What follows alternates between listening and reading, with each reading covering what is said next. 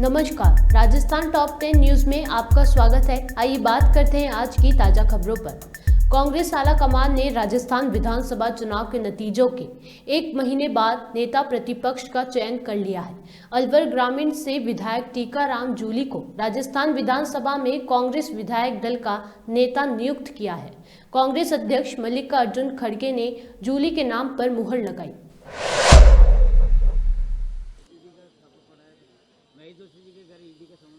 देखिए, हमारा भी कल टीकाराम जूली जी बने हैं नेता प्रतिपक्ष। इसका मैं स्वागत करता हूं। उनके अपने अनुभव हैं। मैं उम्मीद करता हूं कि नेता प्रतिपक्ष की भूमिका हम सबके सहयोग से बहुत ही शानदार तरीके से निभाएंगे। और जो हालात बना रखे हैं, अभी तो 1 महीना 2 महीना हुए, मुश्किल से 2 महीने ही नहीं हुए हैं, तो अभी से ही सरकार के बारे में चर्चा होने लगी, वो अच्छी नहीं है। क्योंकि जिस प्रकार से डिले किया गया मंत्रिमंडल बनाने के अंदर, और तो 7 दिन लगा दिए पोर्टफोलियो बांटने के अंदर। कर्णपुर के अंदर अपने प्रत्याशी को उपचुनाव में मंत्री बना दिया गया। इतना बड़ा क्राइम किया और मुँह की खानी पड़ी। तो ये तमाम और भी घटनाएं जो हो रही है, रेप, महिलाओं पर अत्याचार, मर्डर, 1.5 महीने में आप काउंट कर लीजिए इतने हुए हैं। ये किस मुंह से हमें बदनाम कर रहे थे राजस्थान के अंदर। राजस्थान तो बहुत बेहतर था अन्य राज्यों के मुकाबले के अंदर, फिर भी पूरे चुनाव के अंदर प्रधानमंत्री मोदी जी, गृह मंत्री अमित शाह जी, 5 मुख्यमंत्री, इनके नेता झूठ बोल बोल करके गुमराह लोगों को किया है। वो प्रदेश की जनता भूली नहीं है, बल्कि अब ज़्यादा उनको गुस्सा आ रहा है कि झूठ बोल करके 5 लाख रुपए दे कन्हैयालाल को दिए, 50 लाख दे दिए मुस्लिम को। ये तमाम बातें बोल बोल करके गुमराह करके चुनाव जीत गए। जनता इस बात को समझ रही है, अब पश्चाताप भी हो रहा है। पर अब क्योंकि हमें भूमिका मिली, विपक्ष की मिली है, तो वो जोरदार तरीके हम निभाएंगे, ये मैं आपसे कह सकता हूँ। और आम जनता को कहना चाहूँगा, कोई तरह की तकलीफ आपको हो, हमारी सोशल सिक्योरिटी स्कीम जो हमने दी है आपको, हमारे वक्त के फैसले थे, बेखूबी आप हमें, अगर कोई आपको लगे कहीं इम्प्लीमेंट नहीं हो रहा है, आपका अन्याय हो रहा है, आप हमारे तक लाइएगा, नेता प्रतिपक्ष को कहिएगा, प्रदेश कांग्रेस कमेटी में बताइएगा, मुझे बताइएगा। हम जोर शोर तरीके से उनको आपको रिलीफ दिलाने में, न्याय सुनिश्चित करने में हम लोग कोई कसर नहीं छोड़ेंगे। इन सब बातों का सर लोकसभा चुनाव में फर्क पड़ेगा? बिल्कुल पड़ेगा, लोकसभा चुनाव में फर्क पड़ेगा। अब राम मंदिर को लेके भी जो माहौल बना रहे लोग, हम चाहते हैं राम के सब भगत हैं। राम पुरुषोत्तम, मर्यादा पुरुषोत्तम राम कहलाते थे। हम लोग सब उसके भगत हैं, पर जिस प्रकार राजनीति हो रही है वो भी अच्छी बात नहीं है। महेश जोशी जी के जो ईडी का जो कुछ ठिकानों पर, ये तो रोज छापे पड़ते हैं। पिछले 10 साल से ही काम हो रहा प्रदेश के अंदर। कब किसके छापे पड़ रहा है, क्योंकि इनके तो वॉशिंग मशीन लगी हुई है। ये बड़े बड़े छापे डालते हैं, धमकी देते हैं। महाराष्ट्र के अंदर भी ऐसे ही किया इन्होंने, गुजरात में ऐसे ही किया, आपके मध्य प्रदेश में ऐसे ही किया। जैसे ही वो पार्टी ज्वाइन करते हैं, ये करवाते हैं ये लोग अपनी पार्टी बीजेपी, और वॉशिंग मशीन लगी हुई बिल्कुल पाक साफ हो जाते हैं। पूरा देश देख रहा है इन हरकतों को। आने वाले वक्त में जनता बख्शेगी नहीं। आज जो घमंड और अहम चल रहा है ना, ये कब तक चलेगा मालूम ही नहीं पड़ेगा। वाजपेयी जी गवर्नमेंट में इंडिया साइनिंग हो रहा था, फील गुड हो रहा था, कानों कान खबर नहीं लगी, सरकार चली गई। तो मेरा मानना है कि सरकार भी जो है, जो हरकतें कर रही है, कोई पता नहीं लगेगा कब चली जाए। देखिए, मुझे जो जिम्मेदारी मिली इसके लिए सर्वप्रथम तो मैं आलाकमान को धन्यवाद देता हूं। और हमारी जो जिम्मेदारी, सबसे महत्वपूर्ण बात आपने कही है कि 70 लोगों का हमारा विपक्ष है और इसके साथ अन्य लोग भी हमारे साथ हैं। सब लोग मिलके हम एकजुट होके, जो सीनियर लोग हैं उन सब लोगों का अनुभव का लाभ उठा के, सब लोग मिलके प्रदेश की जनता की समस्याओं को विधानसभा के अंदर उठाएंगे और सरकार को मजबूर करेंगे कि वो जनता के हित की बात करे, जनता के हक की बात करे। प्रमुख मुद्दे क्या रहेंगे, क्योंकि लोकसभा चुनाव भी कुछ ही महीनों बाद है? देखिए सबसे पहले तो जिस प्रकार से पूर्ववर्ती सरकार के निर्णयों को बदला जा रहा है, जन कल्याणकारी योजनाओं के नाम बदले जा रहे हैं, उनको बंद किया जा रहा है।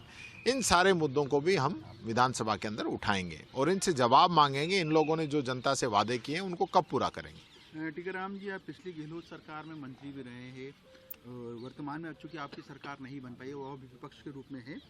राजस्थान की यदि बात की जाए तो मुख्यमंत्री रहे पूर्व में जो अशोक गहलोत है, सचिन पायलट है जो कि आपके पीसीसी के चीफ भी रहे हैं। अलग अलग गुटों में देखा जाता था कांग्रेस को। अब चूंकि आपको नेता प्रतिपक्ष बनाया गया है, तो किस तरह तमाम लोगों को एक साथ लेकर विधानसभा में और सड़कों पर आप कांग्रेस की आवाज़, जनता की आवाज़ उठा पाएंगे, मुद्दों को उठा पाएंगे? देखिए, सब लोग मिलके लड़ेंगे। ये जो गुट और ये सारी चीज़ें जिस प्रकार से, देखिए ये एक परिवार, एक कुनबा है, इसमें सब लोग हैं और सबकी अपनी अपनी महत्वाकांक्षाएं भी हैं, सब लोग अपने अपने तरीके से काम भी कर रहे हैं। लेकिन इसका मतलब ये नहीं है कि सब लोग अलग हैं, सब लोग एक हैं, एकजुट हैं, सब लोग मिलके लड़ाई लड़ेंगे, विधानसभा में भी लड़ेंगे, सड़कों पे भी लड़ेंगे। और आज जिस प्रकार से बीजेपी पिछली सरकार की योजनाओं को बंद कर रही है, नाम बदल रही है और काफ़ी वैकेंसीज़ को, जैसे अभी राजीव गांधी युवा मित्र हटाए हैं, महात्मा गांधी प्रेरक ये लोग रोक रहे हैं, अन्य भर्तियां भी अभी आगे खिसका रहे हैं और युवाओं के साथ जो इन लोगों ने वादे किए हैं उन पे पूरा नहीं उतर रहे हैं। अभी जैसे आरएस परीक्षा का भी बड़ा मुद्दा चल रहा है, इन लोगों ने वादा किया था लेकिन आज ये धीरे धीरे अभी कोई उस पर निर्णय नहीं ले पा रहे हैं। तो इस प्रकार की जितनी भी चीज़ें हैं उनको हम आम जन के बीच में लेके जाएंगे, विधानसभा के अंदर उठाएंगे। सारे अनुभवी और सीनियर लोग हैं, नए साथी आए हैं जिनके अंदर जोश है, सब लोग मिलके एक रणनीति के तहत विधानसभा के अंदर हम काम करेंगे। लास्ट सवाल, लोकसभा के चुनाव है नज़दीक, कुछ ही महीनों के बाद है, आपकी इस नियुक्ति से कांग्रेस को कितनी मजबूती मिल पाएगी राजस्थान में? देखिए, ये तो आने वाला समय ही बताएगा, लेकिन मुझे जो जिम्मेदारी मिली है पूरी ईमानदारी से उसका निर्वहन करूँगा। कांग्रेस नेता और राजस्थान के पूर्व मंत्री महेश जोशी के घर पर प्रवर्तन निदेशालय ने मंगलवार को छापेमारी की। बताया गया कि ईडी ने 900 करोड़ के भ्रष्टाचार के आरोप में छापेमारी की है। ईडी की ये तीसरी बार छापेमारी है। वहीं ईडी की कार्यवाही के बीच किरोड़ी लाल मीणा ने महेश जोशी पर गंभीर आरोप भी लगाए। बहुत पहले मैंने शिकायत की थी माननीय मुख्यमंत्री जी से और मैंने कहा था कि इसकी सीबीआई से जांच कराई जाए। उसके बाद एसीबी ने छापा डाला था, लेकिन छापा इसलिए डाला एसीबी ने गहलोत सरकार में ताकि प्रकरण को दबा दिया जाए। तो अंत में चूंकि एफआईआर दर्ज हो गई तो ईडी इसमें घुस गई और मैंने प्रमाणित आरोप लगाए थे गणपति ट्यूबवेल कंपनी और श्याम ट्यूबवेल कंपनी, जिसमें पद्म जैन गिरफ्तार भी हुए थे और उन्होंने 900 करोड़ के टेंडर इरकॉन इंटरनेशनल कंपनी के नाम से फर्जी डॉक्यूमेंट देके ले लिए थे। अब पैसा तो उन्होंने लूटा है, जल जीवन मिशन के काम पूरे हुए नहीं। जो प्रधानमंत्री जी ने सपना देखा था हर घर नल से जल पहुंचाएंगे, वो नहीं पहुंच पाया। सर घटिया काम हुआ, सारी सड़क खोद के डाल दी। करीबन 20,000 करोड़ का घोटाला है। तो ईडी कोई कार्रवाई करेगी तो निश्चित रूप से जो बड़े मगरमच्छ हैं उनके खिलाफ कार्रवाई होगी, तो निश्चित रूप से भ्रष्टाचार पर अंकुश लगेगा। आपको लगता है कि कई चीजें सामने आएगी आज? बिल्कुल आएंगे, बिल्कुल आएंगे। पहले भी ईडी ने छापा मारा तो कुछ नकदी सोना मिला था और अब नकदी सोने के अलावा जो इन्होंने भारी भ्रष्टाचार फैलाया उसका खुद। राजस्थान में भरतपुर और धौलपुर के जाट बीते 25 साल से केंद्र में ओबीसी आरक्षण की मांग कर रहे हैं। वर्ष 2013 में दोनों जिलों के जाटों को केंद्र में ओबीसी आरक्षण दिया भी गया, लेकिन वर्ष 2014 में केंद्र की भाजपा सरकार ने आरक्षण खत्म कर दिया। अब एक बार फिर भरतपुर और धौलपुर के जाटों ने केंद्र में ओबीसी आरक्षण की मांग को लेकर आंदोलन की हुंकार भर दी है। आज जयपुर का बम ब्लास्ट केस को लेकर सुप्रीम कोर्ट में सुनवाई है। बीते दिन मुख्यमंत्री भजनलाल शर्मा ने एक अहम फैसले के तहत सुप्रीम कोर्ट में जयपुर बम ब्लास्ट केस की पैरवी के लिए विशेष अधिवक्ता की नियुक्ति को मंजूरी दी है। आरएएस भर्ती की मुख्य परीक्षा की तिथि आगे बढ़ाने का फैसला अब भजनलाल कैबिनेट की बैठक में होगा। 18 जनवरी को कैबिनेट की बैठक प्रस्तावित है। इस बैठक में मंत्रियों की राय के बाद निर्णय लेकर आरपीएससी को सिफारिश भेजी जाएगी। आरएएस भर्ती की मुख्य परीक्षा के अभ्यर्थी पिछले कई दिनों से आंदोलनरत थे। अब इस मुद्दे को कैबिनेट की बैठक में लाने के आश्वासन पर अभ्यर्थियों की उम्मीद बढ़ गई।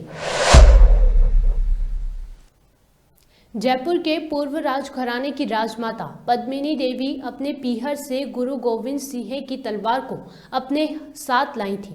शौर्य की प्रतीक इस तलवार को सिटी पैलेस के पूजा स्थल में रखा जाता है, जहां इसकी नियमित पूजा की जाती है। बुधवार को गुरु गोविंद सिंह जयंती के अवसर पर सिटी पैलेस में आम जन के दर्शन के लिए रखा गया। इस दौरान उप मुख्यमंत्री दिया कुमारी ने इसकी पूजा अर्चना भी की। राजस्थान में एक बार फिर बिजली संकट गहरा सकता है। इसका कारण प्रदेश में कोयला संकट के बादल गहराने लगे हैं। राजस्थान के पावर प्लांट में एक सप्ताह से भी कम दिन का कोयला बचा है। इसको लेकर भजनलाल सरकार में बेचैनी बढ़ गई है। यही वजह है कि राजस्थान के कोल क्राइसिस पर आज दिल्ली में मंथन होगा। अनंतपुरा चौराहा से आगे पेट्रोल पंप के पास झालावाड़ रोड पर बुधवार सुबह लोगों ने जाम लगा दिया। जाम लगाने से हाईवे पर दोनों तरफ वाहनों की लंबी कतार लग गई। सूचना पर पुलिस के अधिकारी मई जाब्ता मौके पर पहुंचे और लोगों से जाम हटाने के लिए काफी समझाइश की। लोग नहीं माने तो पुलिस ने लाठियां बांधकर भीड़ को तितर बितर कर जाम खुलवाया। राजस्थान के जयपुर में नाबालिग बेटी से रेप के आरोप में पिता को 20 साल की सजा सुनाई है। सजा सुनाते ही जज मनीषा सिंह ने कहा कि पीड़िता के साथ रेप उसके संरक्षक पिता ने ही किया है। ऐसे गंभीर मामले में अभियुक्त के प्रति किसी भी तरह की नरमी नहीं बरती जा सकती है। जयपुर महानगर प्रथम क्षेत्र में पोक्सो विशेष न्यायालय क्रम 1 ने दोषी के पिता पर 40,000 रुपए जुर्माना भी लगाया है। पूर्वी राजस्थान के कई जिलों में जहां सर्दी से राहत मिलती दिख रही है, वहीं पश्चिम राजस्थान में शीतलहर का प्रकोप जारी है। बीते करीब एक सप्ताह से शिकर, चुरू, झुंझुनू, हनुमानगढ़ और गंगानगर में शीतलहर जारी है। शीतलहर के साथ यहां घना कोहरा भी है, जिसके चलते लोगों को सड़कों पर निकलना मुश्किल हो गया है। पूर्वी राजस्थान के करौली और धौलपुर में भी यही स्थिति बनी हुई है। राजस्थान टॉप 10 न्यूज में आज के लिए सिर्फ इतना ही। देखते रहिए पॉपुलर टीवी। धन्यवाद।